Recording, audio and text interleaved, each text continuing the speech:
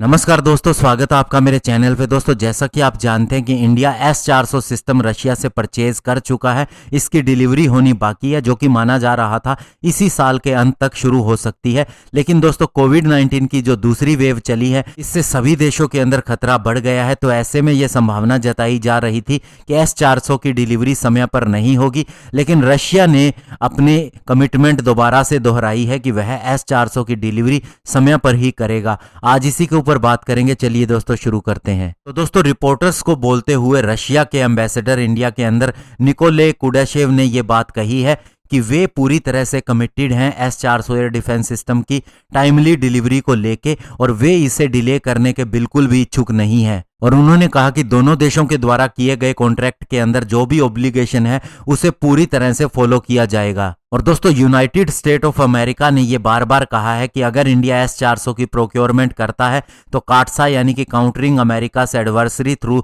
Sanctions act के तहत India के ऊपर प्रतिबंध लग सकते हैं। लेकिन इंडिया ने भी बार बार अपनी बात को दोहराया है कि वह अपनी सिक्योरिटी को देखते हुए और अपने इंटरेस्ट को देखते हुए इस वेपन सिस्टम को हर हालत के अंदर परचेज करेगा। दोस्तों, अभी ये कयास लगाए जा रहे हैं कि इसी साल नवंबर मंथ से इनकी डिलीवरी शुरू हो जाएगी। और रशियन एम्बेसडर ने यह भी कहा है कि रशिया हमेशा से ही इंडिया का पार्टनर रहा है और सबसे आगे रहा है, और हम उसी सेम पेज के ऊपर रहेंगे किसी भी इश्यू को लेके, चाहे वह स्ट्रेटेजिक स्टेबिलिटी हो या फिर इंटरनेशनल सिक्योरिटी हो। और दोस्तों, ये भी सुनने में आया था कि इंडिया की एक टीम रशिया जाएगी वहां पर S-400 सिस्टम की ट्रेनिंग लेने के लिए, और उसकी ट्रेनिंग पूरी होने के बाद में ही इसकी डिलीवरी भी कर दी जाएगी। तो इस साल के अंत तक इसकी डिलीवरी शुरू होने की पूरी संभावना है।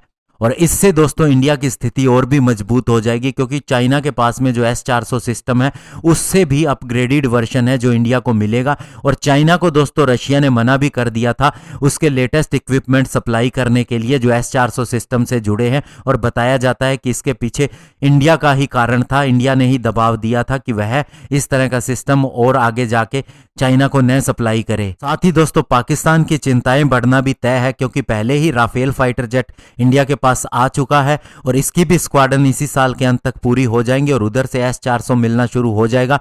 फिर इंडिया को पाकिस्तान में घुसने की भी जरूरत नहीं है उस पर अगर किसी तरह का अटैक करना है या हमला करना है रिटेलिएट करने के लिए, या फिर किसी तरह की प्रीएम्प्टिव स्ट्राइक के लिए जो कि हमारी सुरक्षा के लिए होती है।